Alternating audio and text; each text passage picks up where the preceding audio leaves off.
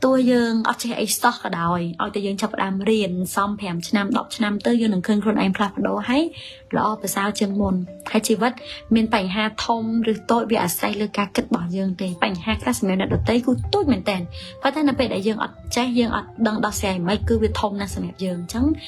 còn mọi stress cho môi nắng bành ha tao nắng bởi dương đọc xe khai ạt ban tết từ đó này được tay chùi đồng bày một to ở chi vật ní nơi tại mình cái đây sẽ không một to tiền ta mình trăng tết bông ôn aiประชม năng ជំងឺ depression năng ធ្វើឲ្យយើងគេងអត់ស្ងប់យើងពិបាកនៅក្នុងខ្លួនអានឹងសិតតែរឿងដែលយើងត្រូវ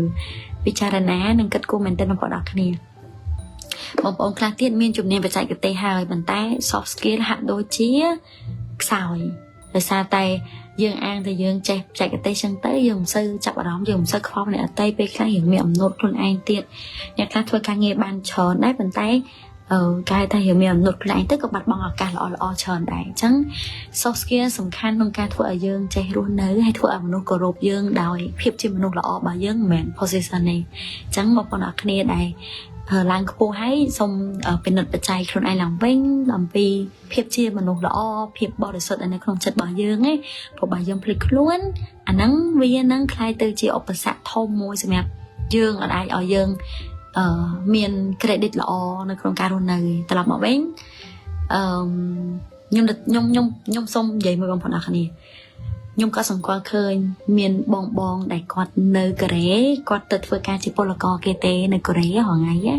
ប៉ុន្តែសមត្ថភាពគិតរបស់ពួកគាត់ខ្លាំងហ្មងមានន័យថាអាការរស់នៅរបស់គាត់ក៏ល្អសមត្ថភាពគិតរបស់គាត់គឺជាមនុស្សដែលចិត្តទលាយចិត្តស្រឡះហើយជាមនុស្សដែលចេះឲ្យតម្លៃអ្នកដទៃជាមនុស្សដែលការមានគុណធម៌ខ្ពស់នៅក្នុងការរស់នៅអានោះខ្ញុំឃើញមកបងនៅកូរ៉េគាត់មានច្រើនមែនតើគាត់ជាសិក្ខាការបរិគ្រូដែលគាត់រៀនកន្លងមកគឺមើលឃើញថាពួកគាត់ជាពលករគាត់គេថាបើការងារគាត់ប្រើកម្លាំងរកលុយប៉ុន្តែមនុស្សដែលមានទឹកចិត្តហើយការគិតវែងឆ្ងាយ